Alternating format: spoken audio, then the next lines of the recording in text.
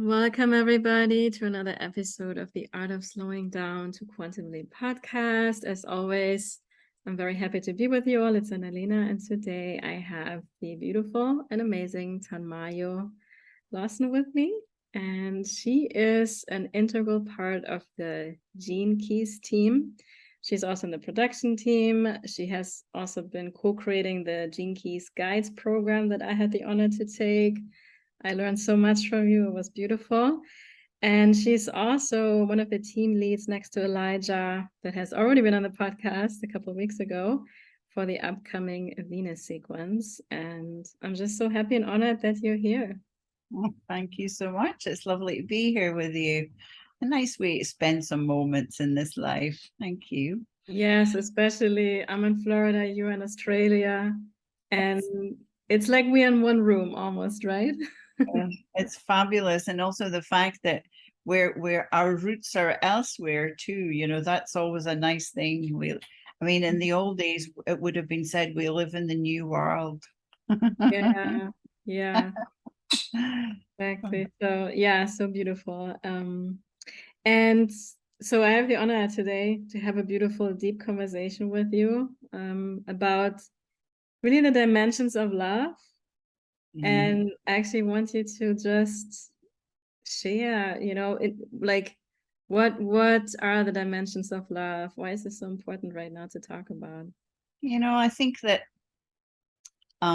this is just a term I used when we were talking, and I feel that love has so many dimensions and we don't give ourselves time to explore what they are. So there is a place in me where, we've fallen in, many of us, to these concepts of love, and relating and relationships are very often conditioned. I love you if. Oh, yeah. I love you if, I love you when, or I love you because. And all of these things are useful, but what if there are deeper, more beautiful explorations and experiences that would fill our cells and open our hearts more and more to what love truly is in all of its flavors and nuances? So even in Gene Keys, there are 4 love keys that I know are very familiar for all the human design people out there too. So that, there's these keys that are inviting us to explore personal love, or the love of humanity, or the love of the planet, or a universal love. And somehow it all gets lumped into this box. And as you know, we are about to embark on a 6-month retreat called the Venus sequence, which is a retreat that you live in your lives with it, day by day, exploring one of the spheres of your own Venus sequence. And for me, there's no better time, I feel, to explore why Venus and why now, and what are these blocks or wounds that sit in front of our hearts, places where we're so easily triggered or defended or feel rejected or not worthy. What are we really here for? That's one of the questions that I ask. Yeah, I love that. I love saying I love it.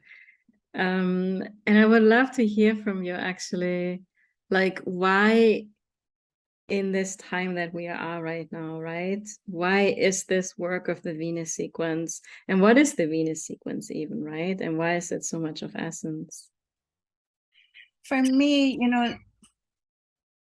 Gene Keys offers a great book and it's a map, and you get your own personal profile as a compass.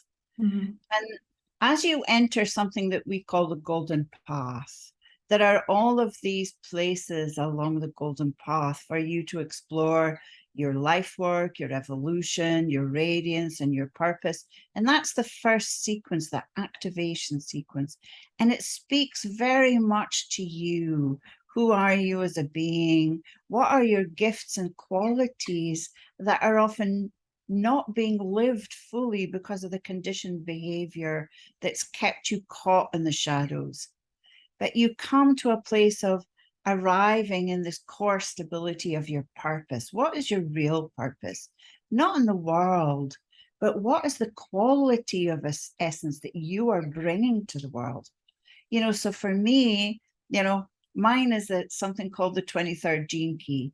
And these 64 gene keys are archetypes, so that we are all carrying qualities of various variants of this 64 archetypes.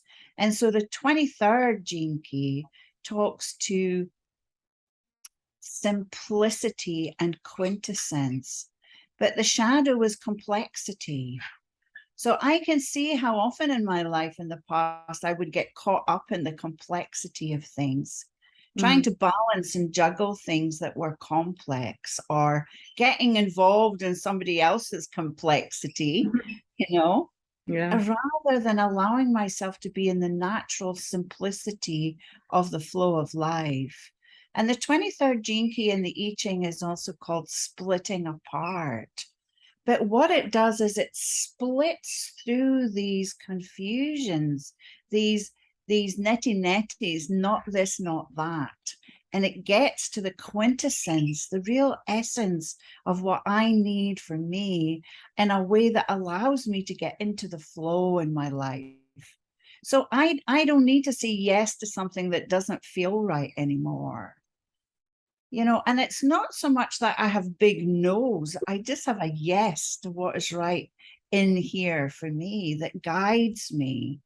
And that purpose of the first sequence becomes the base of your emotional journey. The emotional body, actually. Venus sequence is a journey through your deep wisdom of your intuitive feelings, but how they've become clouded by the emotionality that we're engaged in on the planet, with the melodrama, with the astral plane. So if you don't know about that, I'm sure you'll explore it. But from first breath and even in womb life, we know now that even as we are growing into these beings and growing these bodies in the womb, there is conditioning.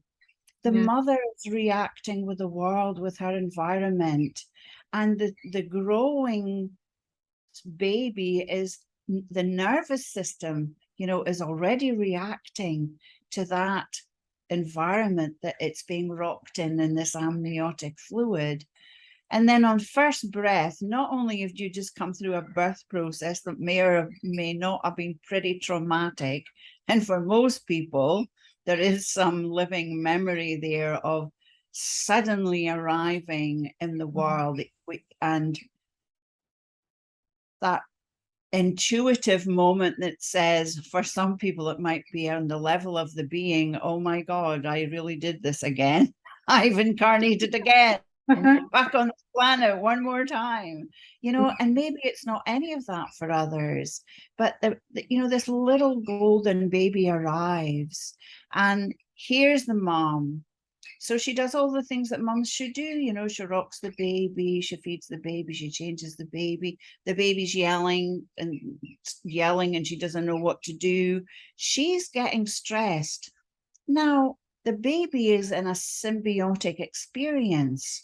So that stress is now being transferred. There's now a negative merging that is happening for that child. And then things are going on in the family, and maybe everything's not hunky-dory living on planet Earth. It really is. So that little one is picking up all of these things along the way, all the while probably just seeking to be reunited with that union and that communion that it had before that moment of the birth process. And then, the baby starts to walk, and now there's so the conditioning starts. And that goes on. Yeah, that goes on. You have to be socialized. And we don't know what that means in any family, because that depends on what happened in that lineage of parent or that lineage of parent. You know, how strong is it, or how easy is it? And sometimes children can get two parents that are vastly different. One that's giving the, you know, this one, and the other, oh, it's so, and that is also confusing. You know, so there's all of this for this child to work out. So we learn as children to compensate our behavior to survive. Yeah. We have to, you know, we essentially, we're little people living with these giants. You know, we're in an authoritarian regime.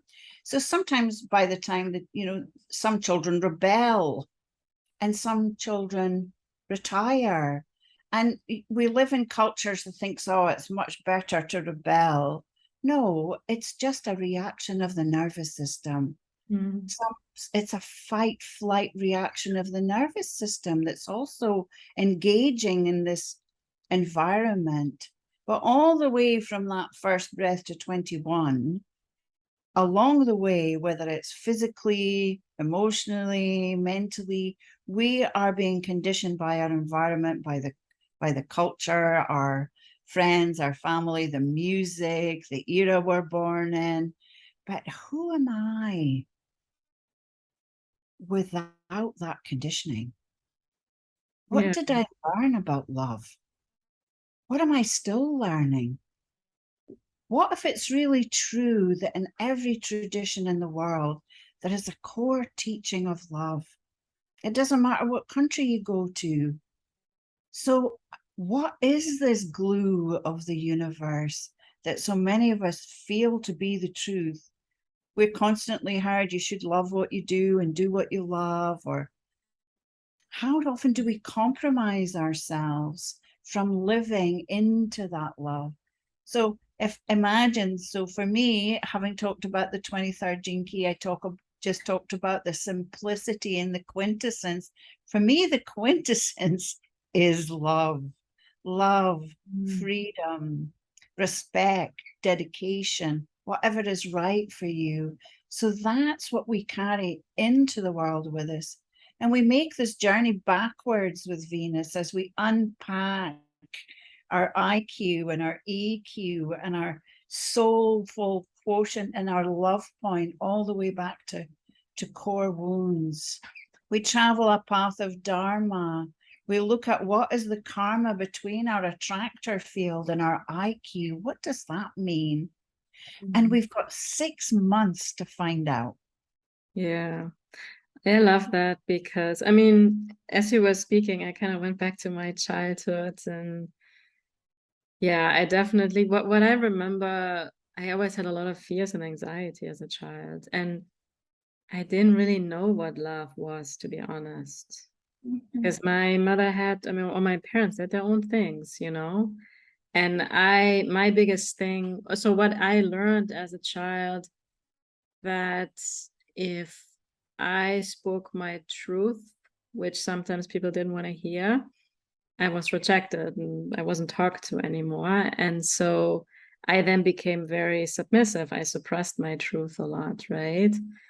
And of course, you're losing yourself in that. And you learn it's not safe to be who you are, right? And I mean, for all of us in some way or form. And then, yeah, I had no idea when I was 21 and what love is, what I'm meant to be doing in this world, felt lost.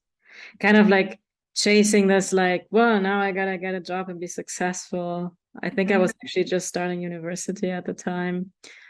Yeah, and yeah, and we suppress our emotions, right? And yes, and even if you're a rebel, very often the rebel is reacting and defended. Very often it's that roughy toughy rebel that might have the most tender heart and is defending it in that way. So there's still repression and suppression. It doesn't matter which direction we move in until we liberate ourselves from these patterns. And of course, you know, we're going to look at mom and dad at some point. And that's valuable in the family of origin. But it's good to remember this is an evolution of consciousness. They were conditioned, their grandparents were conditioned. Yeah. We're growing into these sacred humans that can be landed here and embodied on the planet. And we have access to things now that our parents didn't have the same ready access. Yeah.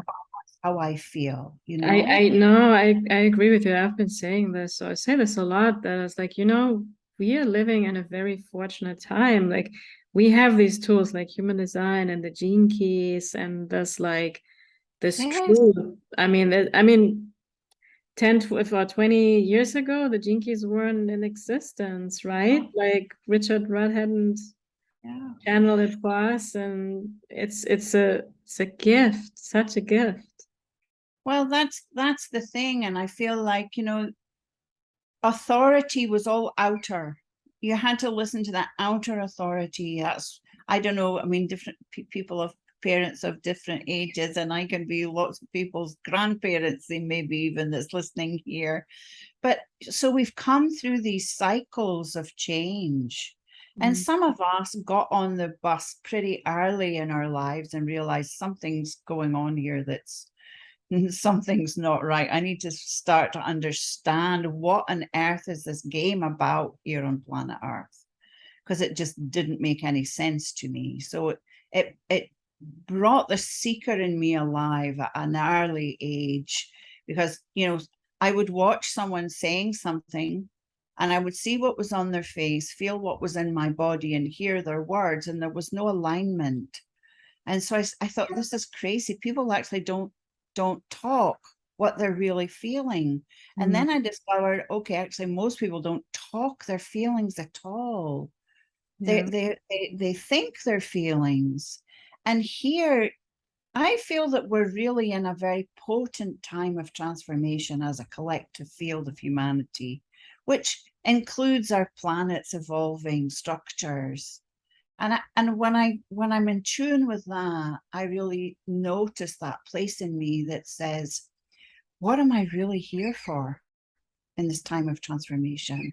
If it's not to remember who I am before I'm somebody's daughter, mother, sister, friend, lover, teacher, whatever the hat is, who am I? These are all roles in my life. But who is aware of the roles? So that coming back to me in this sacred way gives me this clarity of why Venus and why now. To come back to Venus is this truth. For me, truth and love and freedom are kind of like this. I'm not able to have one without the other. They bring me into soulful alignment. And what I was experiencing in my young life was this split of mental, emotional, physical, or all kinds of things. And I thought, well, that must exist in me. But there was an awareness that came. And I feel, you know, generally we go away to a retreat and we stay for, you know, whatever. We might stay 3 days or 2 days or a week or a month, or, but this is, and you take some of it home with you. But the greatest community, ashram, awakening in the world comes from all of our daily experiences, from your family, you know, from your friends, from people that you interact with in your life. Life is constantly offering the opportunity to transform. So we're taking our behavioral patterns into the world with us with awareness. We're noticing how our tone changes when we talk to certain people. We're noticing if we're just as kind to that person as we were to that person. We're noticing when we just want to tell somebody to go take a long run off a short pier because they've pissed us off so mightily that we don't want to even think about anything other than that right now. And that's okay too. But you start to notice how easily you judge yourself, or how you're looking for something that's not here in the moment.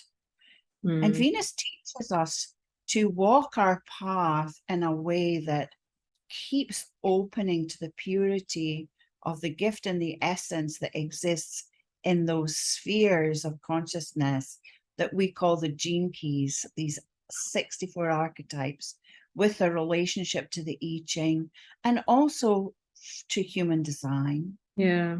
We start to open them up so that they start to blossom in us. And this attractor field tells such a story for us of all the things that, you know, we were talking about before about manifesting. You know, we all have to manifest this and manifest that and then feel like a total failure if we don't do it in the next 5 minutes, as if we're, you know, we didn't get the Ferrari. Yeah, we didn't get the darn, I didn't manage to get them.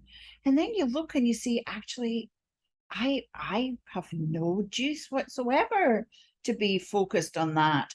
But you know, there was a time in my life when I was going to all of these things about manifestation and law of attraction and the giant within and the rah-rah workshops and, you know, think and be rich. And I was just like, I don't know what this is about, but I seem to be failing at it miserably, all the while growing my own business, all the while ending up teaching in 9 different countries before I ever heard of Richard Rudd. You know, because my love brought me there, my passion for life, for what I'm here for, brought me there, not a thinking head that was conditioned to say, oh, but you know, you need to be. And it's just because I misunderstood it. You know, I misunderstood some aspect, you know, of what that really means to, for me, love is the manifesting quality. If I'm in love with a program or a process or a trip, or if I'm committed, which is another one of the archetypes and gene keys, you know, the universe surrenders to you and responds to you as you surrender. Yeah. The more I love, the more my life unfolds in the way of consciousness that I'm dedicated to. Yeah. No, I love this because in the human design terminology, I always say like do what lights you up. But in essence, what I mean now that I hear you talk is like you really gotta do what you really love. And I can so see this in my own life. When I do something that I love, like time doesn't exist, it doesn't feel like work, things working out magically, I'm in flow and synchronicity, and I don't have to think about what I want to manifest. And I have to share with you, those things didn't work for me either, because I really feel that we are buying into somebody else's dreams, or we take on, and I have to say, like, human design and gene keys gave me a lot of awareness about that, how we can take on other people's ideas and other people's identities and all of this, right? So, but with this, what I love with the Venus sequence, it's all about opening our hearts so we can love more freely, just because, right? Because love is the answer to everything. I think that's what everybody's really teaching, right? That's what all the philosophers and everybody wants to, it's like, listen to your heart, right? That's what everybody really says in essence. But if that's blocked, if there is this shield around it from the conditioning, how can we really love, right? Because we can really access that, and it's within us. Yeah, and it's like all of what you've just said. We we've had we were taught to rely on logic. Oh, you're not thinking straight. Get your head right. You know, if you weren't logical, you know, there had to be some kind of specific intellect, which we know is not intelligence. Intellect is not intelligence. I can do lots of rote learning, but that is not intelligence. Intelligence is a whole body experience. Yeah. Intelligence is a unified being that's open to whatever spirit is for you. You can call it soul or the quantum field, but coming through from that dimension of the unseen, that information field that fills my being and that allows me clear perception and intuition and instinctive awareness. These are natural qualities that we've been cut off from. Because if you just think perception, instinct, and intuition, what are they? We're talking about extrasensory perceptions here also. You know, our five senses are not limited to this idea of what they are. As we love and blossom and ourselves fill with qualities of essence, so it expands out into our field. So we become more aware of what nature and the environment and the synchronicities that are right in front of us and the messages that they're bringing to show us you're on track, or you have that thought and you meet the very next person is exactly who you need. Yeah. I have to say, I have, so my purpose is the two. Yeah, I love that too. And I'm a very flowy person, so I feel like in this, I'm swimming in this field of synchronicity. And I have to say, I have been feeling this a lot in the last few years, and it's getting better.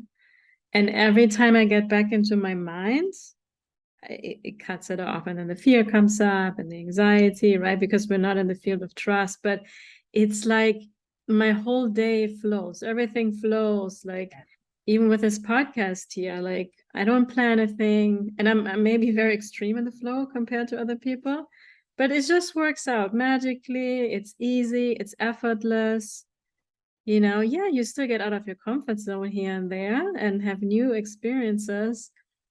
But that is so magical. And I have, like, because you were talking about manifestation, I would like to share something that I have been kind of saying over the years now. And I think what you're saying kind of confirms it. So can I share with you? Please. So just like you, like I said, I this whole law of attraction and yeah, focus on what you want, which often comes from conditioning, right? We think we want, right? And like I was like, something is off here. And then I came to the realization that when we set these goals, right? Like I want to have the Ferrari, or I want to make X amount of money and these kind of things, right?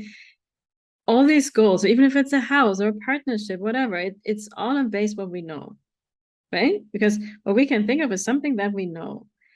So it's all based on the past. And then I learned from quantum physics and stuff that the field of the known is like, I think it's 1 divided by 2,000,000% or something. So it's like, you can't even see it. It's so small. And then the field of possibilities and the unknown is 99.9999999%, right? That gave me freedom because I was like, oh my gosh, like I need to stop forcing it. That's why am I, if we put all our effort into a millionth or 2 millionth of a percent, like that is the most inefficient we can ever be. And I'm German, right? We're all about efficiency. I can't have that. So, and like, but I can allow myself by what you were describing. It's when we allow the synchronicities, the intuition to come flow through us more from a place of curiosity and allowing our Dharma, like let life show us, let life unfold. What is in our soul curriculum? I don't know. Right. I'll find out every single day, and it's going to be different. It's not this person's 5-step process that is super irrelevant for myself. And, you know, and especially in the coaching space, I think that's honestly the most conditioned space out there. I have to say it. I agree. I have to say it. And I come from this coaching space, and I'm shifting so much there because there's so much stuff that I just don't agree with anymore. And the more I like, manifestation is actually effortless when we can just allow it, right? And I guess that has a lot to do with my two purpose, because it's the most feminine energy. It's all about receiving, right? And allowing it to unfold. But isn't this really beautiful? You know, so for me, this is about alignment also. And I think, I mean, look, 7 steps or 5 steps of anything. I mean, if that's for you and it gets you in the door to ask a deeper question, then we all start wherever we started. But if you think it's a solution for your life, well, maybe it is, because that's your soul journey, but it's never been a solution for my life. So when you look at the difference between coming into wholeness as a purpose, imagine that is a purpose, not I have to make $1 million or $10 billion or have 25 sports cars in my garage, or I mean, for me, it's come to a point in my life where that would just be a distraction.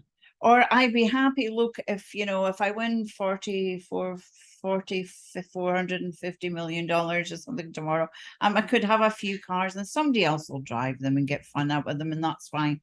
But it's not going to light me up like a Christmas tree. Yeah. What lights me up is different things, and it's coming to see what is your motivation for whatever that is that you really long for. And do you want it, need it, or is it a deep, soulful longing? Or does it come from a want because you don't feel like you have enough right now? Yeah, it's so often, right? It comes from just scarcity, because we think that once I have it, I will feel complete, or I will feel whole, and then it lasts for 5 seconds when you have the Gucci bag, and then okay, what's Yes. next, right? Yeah, exactly. And so I think have all the Gucci bags you want, all the fantastic designer everythings. And the question is, are you fulfilled? Or are you just waiting for the next one? How many cars, relationships, fantastic holidays, new pieces of jewelry? For me, it came to a stage in life where I thought, if this is life, I'm out of here. This has got to be the most boring thing I could ever have chosen to experience. Because somewhere inside there was a deeper longing. What am I doing here? So it had been there since I was very small. But, I grew up, teenager, got married, have a beautiful son, did all that things. But this thread was constantly there until one day it was like throwing off shackles, actually, in 1987, when during August and the great big harmonic convergence, it was just like this clarion call of first wavers. Wake up, you guys, you're needed, And that's wasn't that when Ra, the supernova? Yeah, that's also when Ra got the information. So a lot of us around the planet, our little lamps, went off like sparklers and went, whoa, there's stuff to do. Wow. So people that have been around a long time, a bit longer than, for me, I'm constantly hearing things about the next generations and the next generations. And I am going to stand for my generation here to say, we worked our asses off to break down the doors of density. We put ourselves through deep processes and encounter programs and traveled through here and there and everywhere and did all kinds of counseling and this and that. And we did our breath work. In those days, it was Leonard Orr rather than whoever. We did all those things.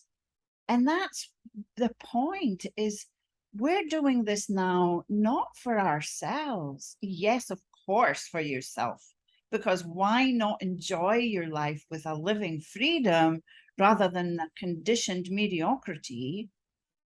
Yeah.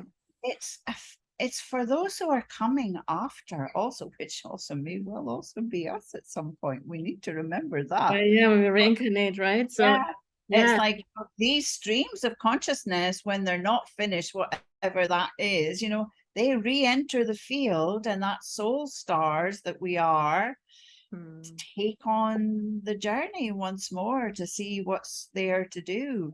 And for me, it's like I want to do as much as I can in this life.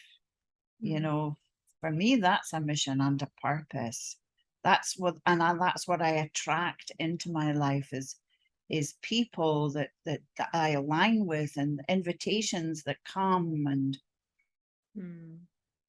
where Yeah. I can rest at night and feel well in me.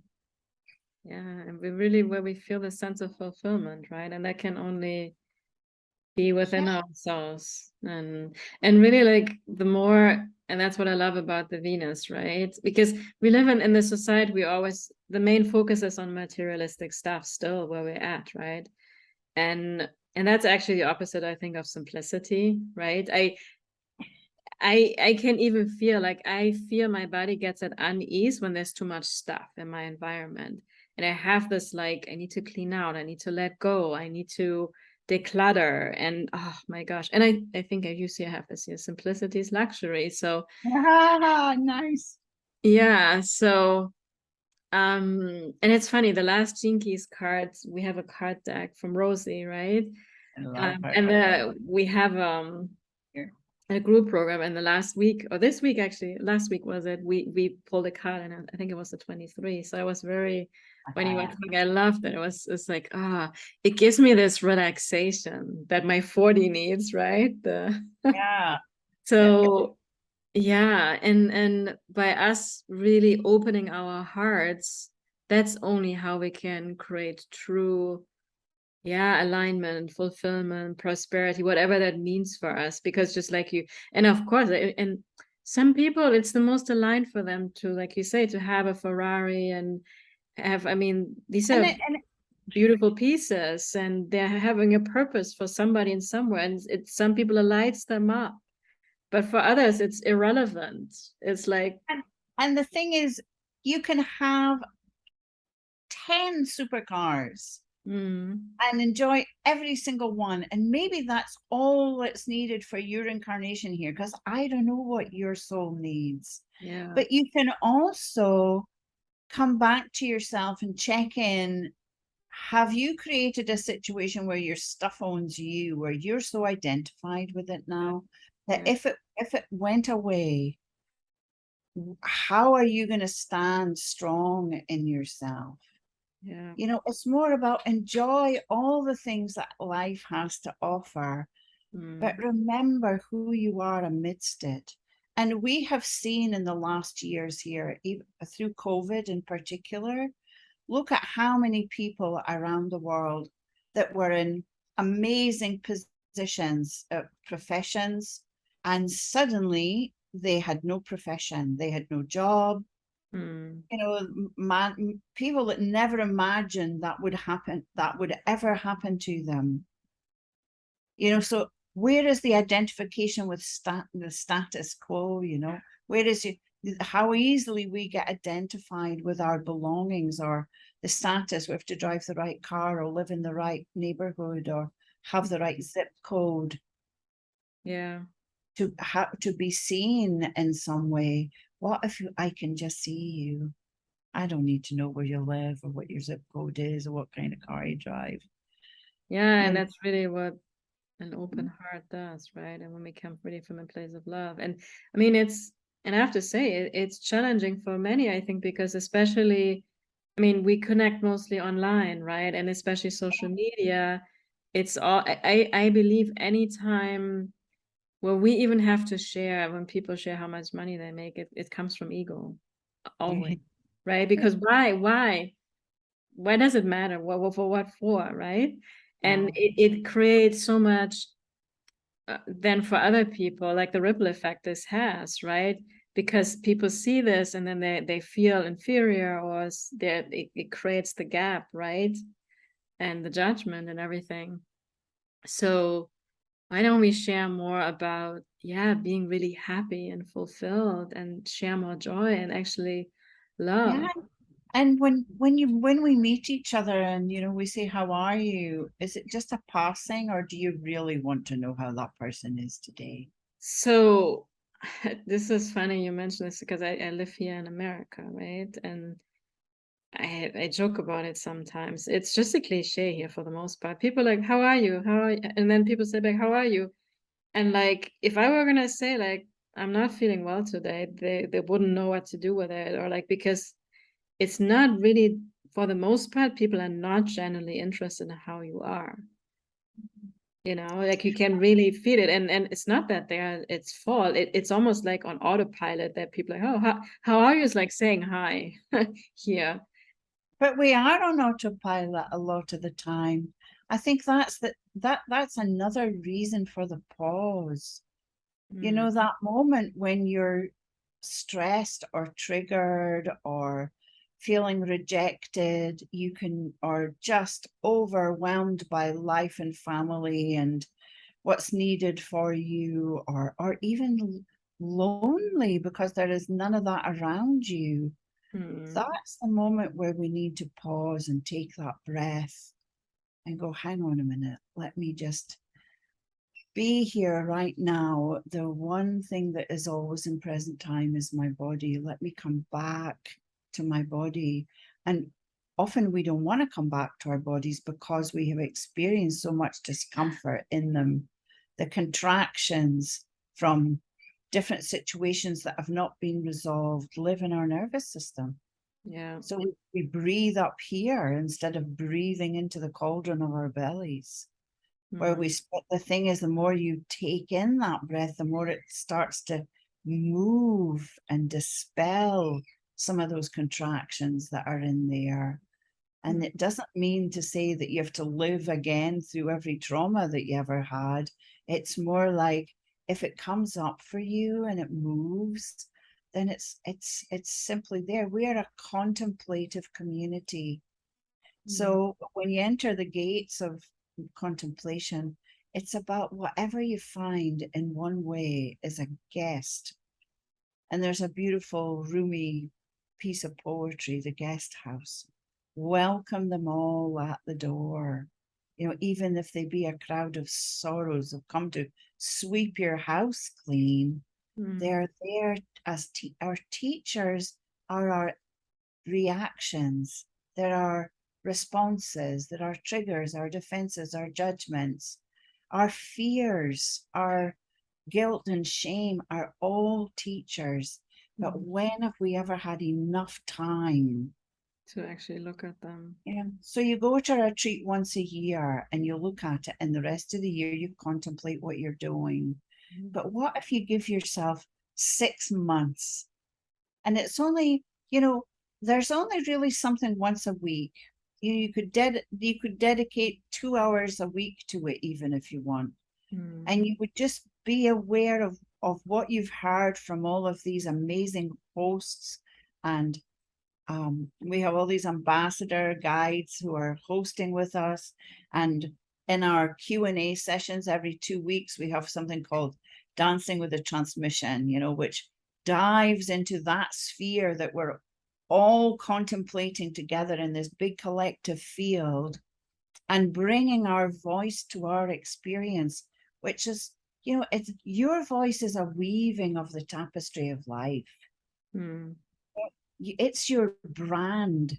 How do you come into, people say, oh, I have to figure out my branding, as if it's something outside of them. It's like, okay, well, let's come back here and breathe. And let's see, and of course, we're in the Venus sequence right now that we're about to start. But the Pearl sequence, which is more the mental plane, the mental body, is all focused on prosperity and what you bring to the world. But you bring to the world what you've cleared out.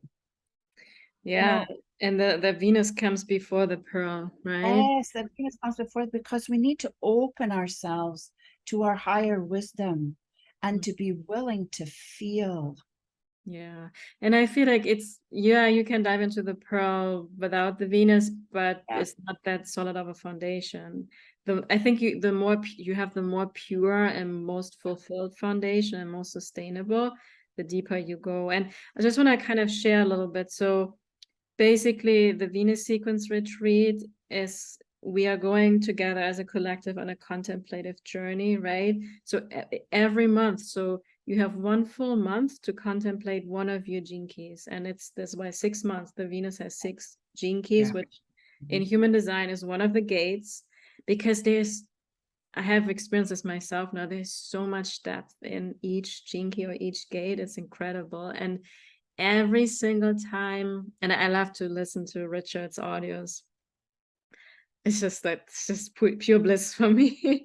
And every time I take another little nugget, and I have the little and I pause, and I have the little epiphany that comes through, right? And it's just, oh my gosh, it's so beautiful. And I really believe, so this whole this is for me, the gene keys with the art of contemplation is the most natural healing we can experience, because I feel like so much again in the coaching space is forced, and let's do another clearing, and let's do another clearing, but we cannot fight against nature.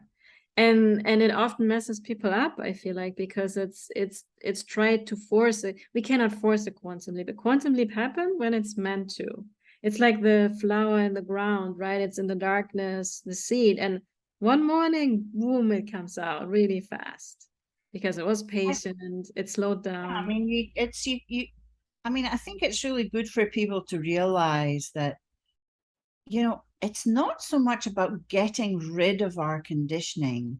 It's about seeing that much of it, anything that is conditioned, has a contraction or a trauma or a stress pattern inherent in it. And it's clearing that. But this is the structure that your house was built on. Yeah.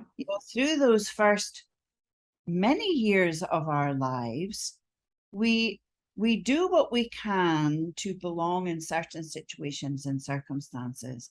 It's not easy for us to stand exactly as we are, being completely open, honest, and vulnerable in any moment, in any situation. Because in our living memory, we don't feel safe, because in our living memory, which is transgenerational memory, it may not be conscious memory. In that transgenerational memory are thousands of years of persecution. It doesn't matter what kind of body you're in right now. Yeah. So it needs all of our lives, your life, it's life work. It's not a weekend workshop.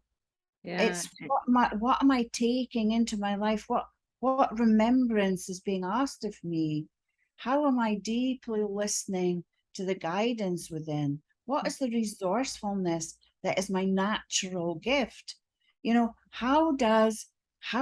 is sacrifice if it's not self-sacrifice? How is my codependent behavior getting me in trouble today? How do I move from codependence to independence, and then not grasp my independence like some anchor that doesn't allow me interdependence? The journey is a long and very fulfilling one, as far as I can see, and with many challenges along the way. But as a contemplative community, we provide tools, to pause and breathe, to ask everyone's gentleness and patience with themselves and each other, so that we can move through this in a way that starts to dissolve some of these conditions that have evolved along with us in the shadow world, but to see that every shadow holds a gift. Yeah. And even when I think about complexity as a shadow, I have come to understand complex things and make them simple. Yeah. Without the complexity, there's no simplicity, right? And vice versa. So it's like, well, and sometimes I can be so simple that it's not a gift. Every gift is a shadow, there can be, so I can go, oh, look, it's fine, it's really simple. And in my simplicity, I forgot that actually the ferry left 30 minutes ago, that kind of thing, So it's just to give ourselves to ourselves. So every week we have, introduction to the sphere. We have our guest host with Elijah and I giving their beautiful, the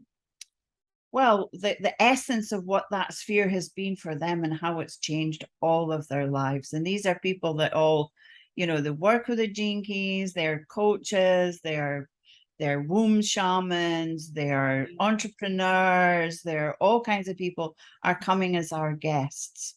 So we have that richness to offer the field. And then every second week we have community calls where we all get together and we share what's happening for us in our contemplations and breakout groups. So there's maybe like 5 people in a breakout room, people that you may never have met before. And you might be thinking, oh, I don't want to share with people I've never met before, but actually they're all on the same journey as you. So from all around the world, we have people saying, I'm ready to give this to me now. So that I want to weave this knowing of me on a deeper level into my life. I want to be open to the potentials that this living language is, to allow it to emanate and flow through me. So we have 2 of those, so 2 of the weeks are taken up with those. We have beautiful meditations from Richard, and there's 3 of them that I recorded with him, and when he and I did Venus in 2020. So there's rich resources, and then so you have your sphere, but then there's the paths. So the movement from purpose to attractor field, to know your own specific key that's in your attractor field and how it relates to the I Ching and your DNA. I mean, hello, isn't that a code I'd want to know? So you travel that path of Dharma, and then you move from attractor to IQ. So it's those years of when you were around 21, and what is in your IQ? Are you really operating from there or from the shadow? And then we move along a different path into the EQ to see what was formulating between 8 and 14 and what formulated between 14 and 21. On these paths have something called an Eden loop, which I won't go into, but it shows us beautifully how easy it is that we trigger each other. And triggers only come from belief systems. I was given a certain quality of, and quantity, maybe even more than quality, of beliefs as I became this being sitting here right now. And sometimes something bumps up against that belief and I get triggered. But what am I really defending? Am I noticing, oh, wow, I'm triggered. What is that? What sacred value am I hanging on to that's been pricked right now? And is it true? Is it really real? We need to take that pause to see, where am I now? And then, sorry, it moves from there, so we go purpose, attractor, IQ, EQ, and then into SQ, which is like your love point, your spiritual quotient, but very much relates to your love point. It relates also to, from there we go back to the vocation, which is actually the core wound. So your core wound is your greatest talent. It's where you're most wounded. And it's also what you bring in to your vocation, is this great gift and awareness and essential state. This particular dimension of love is what you're bringing in through there.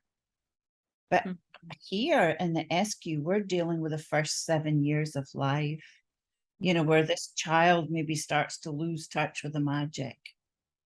So we're opening the gate to reclaim that golden path, that takes us on the rainbow bridge all the way back to this core wound that's been traveling with us through time and came in with us. And yet we are the ones here who have the possibility and the pure potential to actually do this healing for ourselves and many others. I love that. And in case if anybody that's listening doesn't understand all of this, like I can tell you, like if you feel the pull right now to join the Venus sequence, I really invite you. I really believe it's one of the most life transforming journeys you can ever go on. And also in particular, because it is 6 months. It requires a commitment to yourself, right? And to really have the courage to look deep within yourself and really open up your heart and set a strong foundation. I mean, for everything in life, not only for yourself, also, I mean, this is for the collective, right? This, I think doing this work really in essence is being of service as well, right? I think I can make the biggest contribution by really tapping into the love that connects us all, right? The oneness. Yeah, and I feel like, I mean, we get so much feedback, especially from parents, that they have totally new relationships with their children. And these were loving parents before they came into the retreat. Yeah. So there is always more. But even though it's a 6-month journey, as I say, it can be 2 hours a week. And in the last retreats, we'll get messages that says, oh, I haven't done anything for 2 months. I'm so behind now. I'll come next time. And we say, come now. You're not behind. It's your life. Yeah. It's your journey. If you missed something, it's all recorded. You can go back and listen. Maybe that piece, you didn't need that piece this week or this month, but you need it now. So you can't miss anything. You can be as committed as you need to be. But obviously, when you're committed, there is a totality of life that, we are more supported. Yeah. But commitment is in the moment. It's not about, I have to commit for 6 months and attend everything. And well, there's not many people that do that. And there's a huge group of people that do that. But, life, you have weddings or kids off school or whatever it is that you're away. And so you enjoy it and you come back to it. But it's always going to be there and available for you. And the Venus sequence retreat that Richard and I hosted, all of our recordings are also available. So you have your own Venus sequence journey. We have all the recordings from the last retreat. And then Elijah and I have modeled it in a different way this time because we feel we don't need to rebuild the wheel. There's so much richness there already that we can just give more time to the community. Yeah, I cannot wait myself to have access. And so in case anybody, because the Venus sequence is available right on the Gene Keys website as a self-study. Yeah. So if you have purchased this already, it's just a little, I think it's $100 extra. It's honestly, this retreat is in terms of investment, it's a gift. You receive it or not. I mean, this is honestly, I feel like you guys are so generous. It's just incredible. So yeah, so you can just I think or you buy. If you already have a Venus sequence, then you just pay an extra $100. If you don't have the Venus sequence, I think it's $250. And I please tell me where else you can find the quality of exquisite presentation and information that Richard Rudd provides, along with 6 months of teachings for that price. And I feel like that is the kind of commitment and the generosity that is in service to the whole, because people are constantly telling us, are you guys crazy? This is a $12,000 retreat. Well, yeah, I mean it really, that's the value, and even if more, and I have to say, like, I have invested, probably things that I still hold resentment for in some way, and that's my own wounds and my own journey for like an 8-week program. And it was like, so it's people can say you're crazy, it's way undervalued, but At the same time, it really opens up that people that don't have the financial needs, they can make it happen. I know you guys also have, for some people, if they meet it on the deadline, you offer some scholarships, opportunities and stuff like that. But again, I cannot recommend this highly enough. And I have taken a lot of courses. I've worked with a lot of coaches, and the Gene Keys is what, at this point in my life, I feel the most drawn to, along with human design. And I'm very, have my own way with human design, which probably doesn't agree with what lots of other people are saying about it. Very feminine approach, I guess. But the Gene Keys are just, it has given me, because I'm all about, I mean, this podcast is called The Art of Slowing Down, right? So I'm all about, and I used to be always really fast, and I'm a manifesting generator in human design, right? So I can kind of sometimes want to do things too quickly, and slowing down and actually going deep into something. That's really the most profound transformation that I've experienced. And it teaches us patience. It teaches us really, I mean, the whole 6 months, because I mean, all these teachings out there, Eckhart Tolle, they all tell us, like, be in the present moment. And we keep distracting ourselves left and right, and we are not. And we read it, that doesn't mean we're doing it. So the Venus sequence is all about actually embodying that through a community. And the fact, and it's through the community, and that's the beauty, that you're being supported week by week. If you choose, to participate as often as you can, you are being supported week by week by others and by teams that are sharing with you, that are supporting you, that are giving you space to share your breakthroughs and your insights. Because believe me, when we don't talk about what's really going on deeply inside us, we cannot set ourselves free for existence to support us. And not only that, when you talk, you release a whole stream of ancestral memory. You're not just, you might think you're just talking about the moment, it's not so important, and it's just eggs and rice, and that's true too.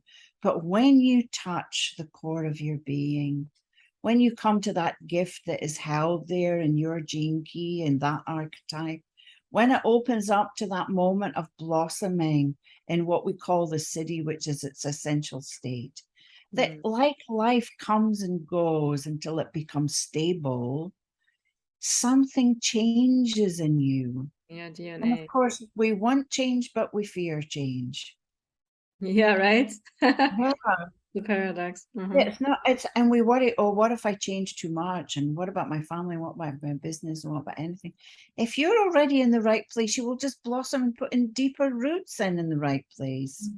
And if you're not in the right place, something glorious is before you. And so it takes us to that trust. And sometimes it's okay to trust that your distrust. It's like, I don't trust it yet. Okay, don't trust it. You're the only one who's having the experience, We have to build capacity. We have to build our inner house strongly before we knock down all of those false structures that people keep saying, oh, let's do that, and let's do it, let's process, and let's do more, and let's do more. And it's coming from here, rather than allowing life to provide you with the next piece that wants to unfold. I don't know about everybody else, but I mean, I did it, although, I did it in the 80s. I was doing the whole stuff, the rebirthing and workshop. I once did 34 workshops in a year. And I thought, I was like, so you go at the gate, the shadow warriors, they've gone shadow diving, and they've got to do everything they can to get rid of those shadows and to beat those shadows and to get rid of all of this stuff that's in their bodies. And I was vegan for 4 years, and you're not cooking that meat in my pots. I did that stuff. So I see it, I recognize it when I see others doing it. And at some point you come to realize that achieving mind, that warrior is the one that has to surrender. Yeah. To lay down his sword or her sword or their sword and keep it for days where it's important to draw it out of its sheath. And it often comes through here. But when you allow life itself to be your guide, all of what is in your life will bring you everything you need. And then you relax, you stop being a processing monster. And then you expect other people. I love that, a processing one. So you're taking it. Yeah. And then you expect other people to process with you. And then if you pick up anything in their field, you want to poke at them until they find what it is. It's like, leave them alone. Yeah. They're not you. I don't know what their road and purpose is. No, I have to say, I mean, the power of just, and we have the 13 as the conscious sun. So it's all about listening. And I have started to learn, especially in this last year, how powerful, even for me as a guide or coach, however you want to call it, right? Like just listening, like they just get the clarity. Or when sometimes I have something, I have a beautiful business partner and we use Voxer to talk. And I just have this like something that consumes my mind, makes me feel down or whatever. I just talk it out and here my clarity arises. And I just needed somebody to listen with an open heart, you know? I didn't need any advice, so to say. I mean, if I want, I ask for it, right? So yeah, there is, our voice is very, very powerful. And I think sometimes we have become afraid to say those things. And that's what I love about the Venus sequence retreat as well. It's a very safe and loving space to be vulnerable, to share your truth so that you can release what no longer wants to be in your body held, right? Yeah, and also this is a big piece of the community calls is nobody's giving advice. We make it very clear right in the beginning. Please leave all of your hats of advice outside the door and just go in with your listening ears. We just need to be received. And like you, if I want some feedback, I'm blessed with people in my life that I can say, I just need to, talk this out, or and I have friends that are just listening and I just listen to them and we might say, what did you hear? And then we're open to hearing what the other person heard from the sharing, and they might have picked up a nuance in there that was, fearful or vulnerable or still not wanting to acknowledge how painful it is or whatever it is. But we don't need advices. Yeah, no, not really. Like we've had all the interference and advice we need. But if we ask, that's a different thing. I think we're so conditioned because of the advice we have received, no? Isn't that exactly? Exactly. Do it like this, do it like that. And and some of us are conditioned to be fixers. So then we're always trying to fix, and nobody asked us, so we're not broken. That's that superior mind or the very competent person who is sure that they can help you and show you an easier way or tell you how to do it, or if you only listen to me. And they don't realize that actually whichever way they do it is the way they need to do it. And if they fall down and make a mess, you will be there going, do you want a hand up? And maybe then they might ask. But we have to have our experiences and be allowed to have them. Yeah, we need to learn, exactly. It's our unique journey. I mean, you might watch a friend go into something and say, are you really going to do that? And the friend might kind of look at you sideways or growl at you or take a second thought and go and do it anyway, which is exactly what they were going to do. And I will feel better knowing that I've said, you are not really going to do that, are you? And they'll go, yes. And I go, okay. And 7 months later, they're going, I remember you asked me that. And we both roar with laughter because you cannot avoid the experience. Yeah, that's so There's true. many times I've been in things that I've gone in the door, I thought this is not going to be what I thought it was, but Yeah. The experience is how we grow and learn and see what works and what doesn't work. That's so true. I love this conversation, and I would love to finish up if that's okay with you. Of course. Your reflections on my core wound, the 40 in the 6th line. You know, I think that when I was looking at your chart, and I just briefly looked at your chart, and I saw that you have the 40 in your core wound, but you also have your 13 in your well, I'm going to call it your brand and your pearl, or your 13 as your life work. And what the two things that came to me very clearly was the depth of listening that is needed and discernment for you around holding to your resolve and remembering more than anything that your 40th gift is really about complete physical relaxation. So that divine will that's in the city, that divine heart, it to me, it always speaks to right speech, right words, right deeds. And it goes with that empathy that is deeply there in the 13. And somehow the union of them together was like the fellowship of man was really absorbing and listening to the will of the divine. That was an aspect of it in there. And for you to, anywhere where you've got a 6th line, you're looking at something that is going to take a long time. So, and I want to bring this back to the attractor field, because when you are living at your zenith, when you find that place of vocation, it's for the rest of your life. It's unfolding. So in 2005, during the transit of Venus, I was attracted to find where did that energy land, because I speak frequency first, not language. I thought that energy landed somewhere. I'm writing a program for my own classes.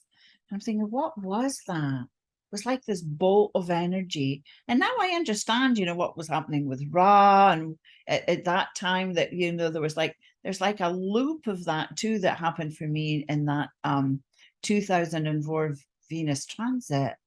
And also I found Richard and I went to his first Venus sequence retreat. Now, I didn't go there for any reason but my own. I wasn't looking for anything. It was so clear, the guidance.